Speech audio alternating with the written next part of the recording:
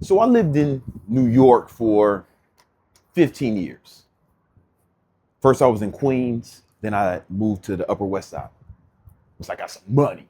And there was something I noticed when I was living in New York. The guys who got the most girls, like who slept with the most girls, I mean hot girls, it would be these Dominican guys I would know who either like didn't have a job or that maybe they had like a dead end job like driving Uber, something they can make their own schedule, and they got the most girls by far. And it wasn't close. And hot girls too, you know what I'm saying? Like hot chicks. And at the same time, I knew dudes who were working really, really hard to make a bunch of money, become successful. And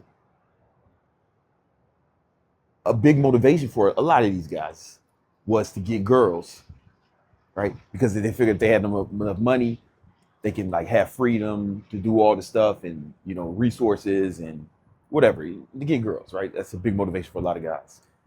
So these guys would work super hard to get it to accomplish those goals. Then they had enough time and resources like to allocate to getting with hot girls. But it's like they worked really hard to get to the place where the Dominican Uber driver had got to easily.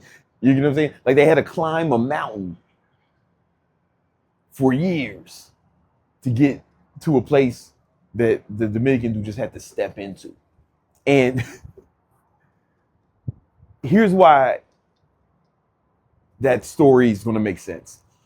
That wasn't my, first of all, that was not my motivation to get rich. My motivation was to take care of my family after my dad committed suicide. Right? That was my motivation, not women. And I'm not saying money should be your motivation. I mean, women. I'm not saying women should be your motivation. But here's where this is going to make sense. When I first started my business, online training was like my first real successful business, being online training. And I got to about 20, 30K by myself a month online training. And man, I felt super rich. I felt super, super rich. And it wasn't easy, especially back then, because there was no like mentors or, all of us who were doing online training back then, we were like the first. We had to invent it, you know, because it was back when I was like 25, 20, 26, 27. I'm 43 now. So, almost 20 years ago, like the internet and social media wasn't as sophisticated as it is now. So we had to invent it. It took a lot of effort, but I got there, Then I felt rich at 30K. I felt like, oh man, I got all my bills covered. I can take care of my mom. I have some money left over to invest. I don't have to worry about like minor expenses. I can go on a vacation. Like I felt really good at 30K. Like I felt rich. Then I was like, okay, man, what happens if I make 1 million? Now making $1 million, that's not 30K a month. That's going to be around $88,000 per month. To get there, that shit took everything. Like straight up, that shit took everything. It'd be a little easier now, but back then it took everything. Like I was obsessive. There was no balance, and I got there. But to get there, I also had to hire people, right? I also had to take on more responsibility because now I had to hire people. The first hire was a video editor, and then I hired some people to do other things and other coaches underneath me, and I had to build like a real business. I was able to just hustle my way to 30K, but I had to build like a real structured business with hierarchies in order to get to 1 million. But when I got to 1 million, it felt the same as as 30K a month. Like $88,000 a month felt the same, especially because it wasn't all profit, right? I had to pay employees, and I'm running ads, so it wasn't all profit. So I didn't even put 88K in my pocket. You know, I probably put closer to 50s, 60, something around that range in my pocket, but it didn't feel different. I really just put more money in my investments, which is good on some long-term shit. Um, but it's like I had to, just like the dude who had to work really hard to get to the place where the Dominican Uber driver had to just walk to. I feel like I had to give up everything and work super hard to get to a place that I got to a lot easier, you know? And the point I'm trying to make is 30K a month, man. I think that should be your goal. That's the sweet spot. You can do it with one person, especially now with AI. You can have it's way easier to have a one person business to get to 30K. You can probably get to 50K now. One guy, I mean, I know you can with the advancements in AI. And man, it just feels at 30K, man, I'm telling you, it really feels, you feel rich. You can take care of everything. You can get a place like, maybe you don't get a place as big as mine, but you can get a place like this. Like you can get a view like this, right? Maybe you don't get richer meals, right? But you can get a fucking dope Omega or even a Rolex. Like you can get a Rolex, a used Submariner for like 10K. You good money. You know what I'm saying? Or even better, get yourself a Cartier Santos. You can have a dope watch. You can wear nice clothes. Maybe you're not shopping at the LV store, right? But fuck that. You know what I'm saying? Like you will feel rich. You can take care of your parents. I think that's a good goal for you. And then once you get there, then you decide, hey, do I want more? I still probably make that decision, right? Because it feels way different once you're making multiple millions. Okay, that's when shit is different. But like $1 million a year doesn't feel different than 30K a month. It really doesn't. So that should be your goal. All right, so how do we get there? I'll break it down for you. Step one, you have to pick a product or service you want to sell, like what kind of business you want to start. I suggest you do a service-based business. I've talked about this before because it's less startup costs and more importantly, less overhead. So why do businesses go out of business? 80% of businesses fail because they can't cover their expenses. That's why a business fails. If your expenses are low, it's a lot more difficult to fail. You get what I'm saying? You put the odds more in your favor.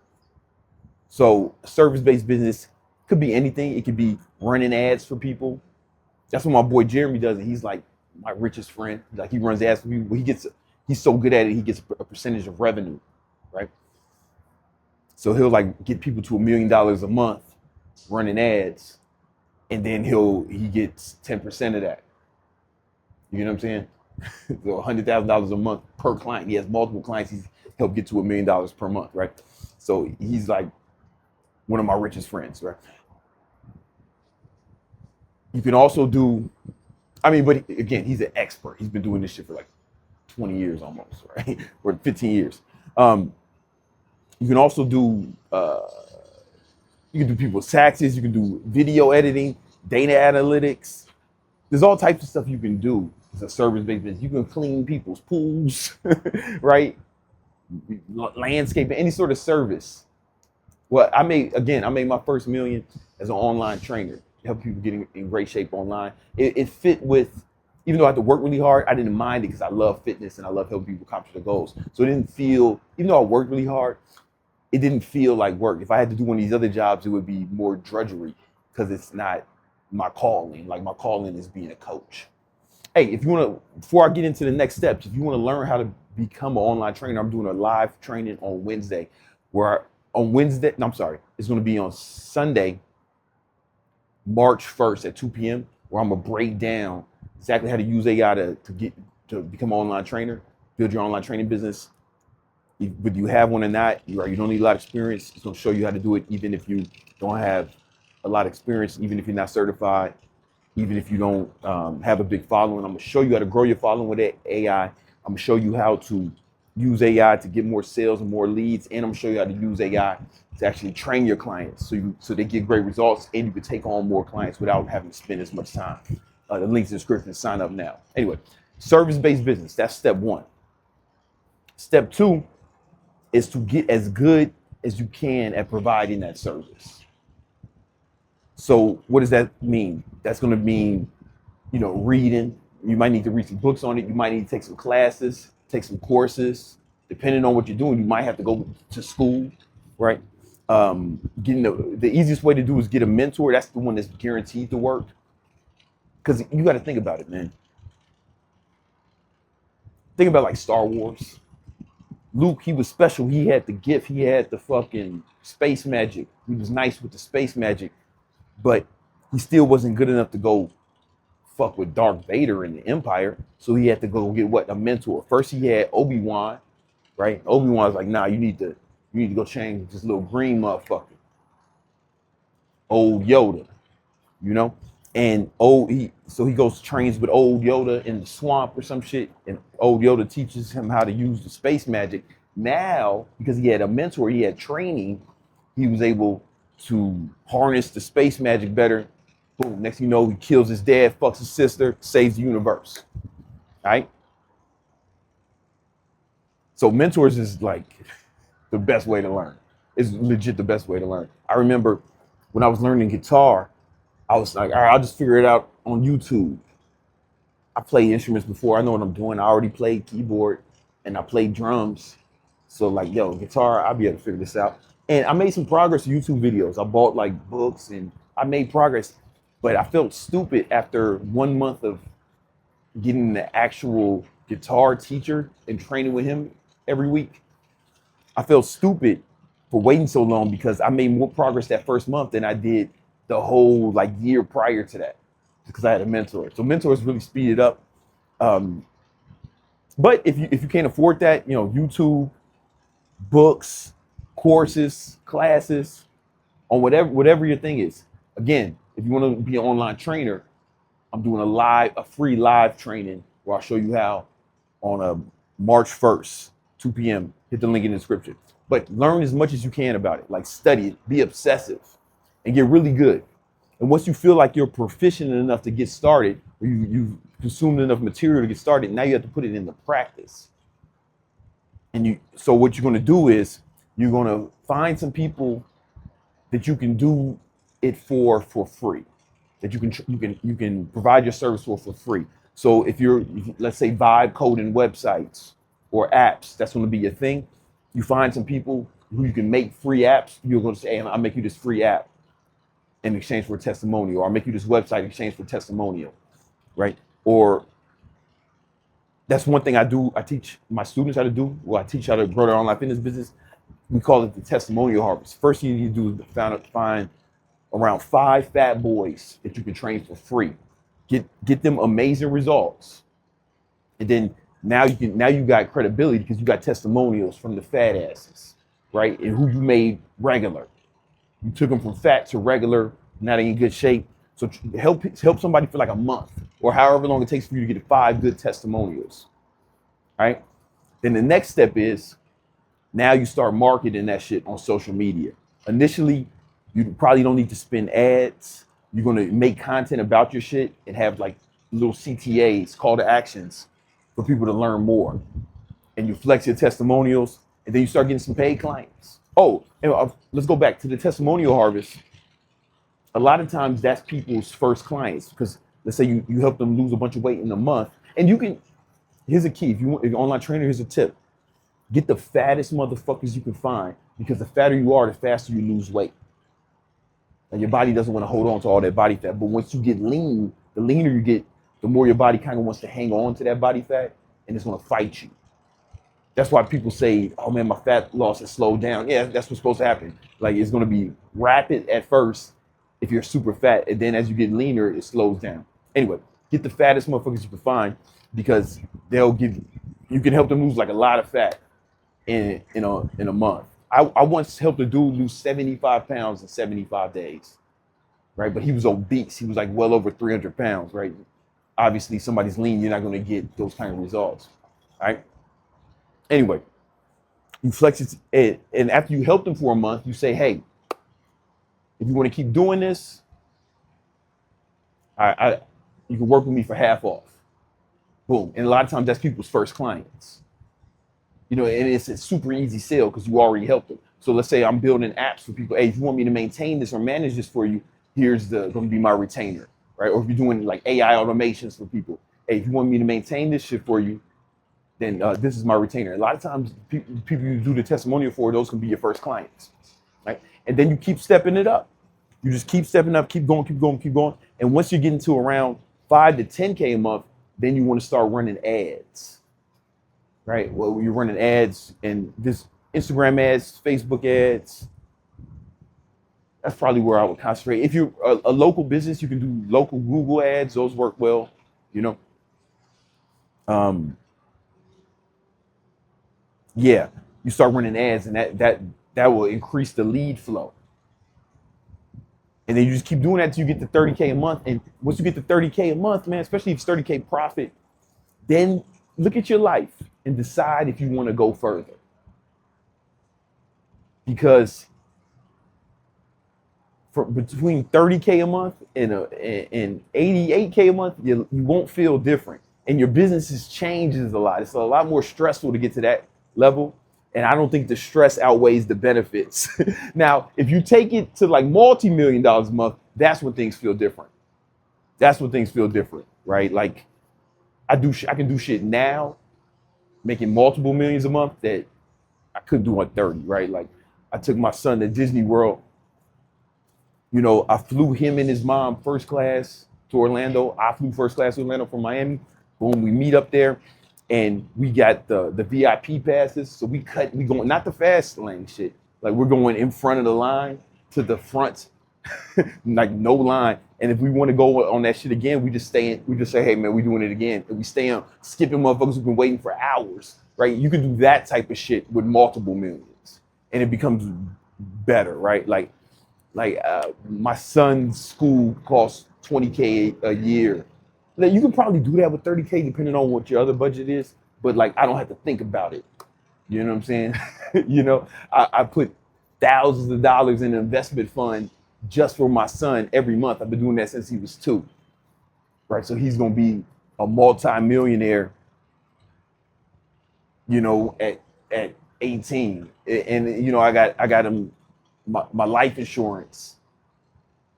I put fucking I have it's one of those index life insurances that you can actually borrow against if you want to, like that kind of thing. And I put like another 4K into that every month, right? So if I ever die, unlikely, but if I ever die, he immediately gets like a few million.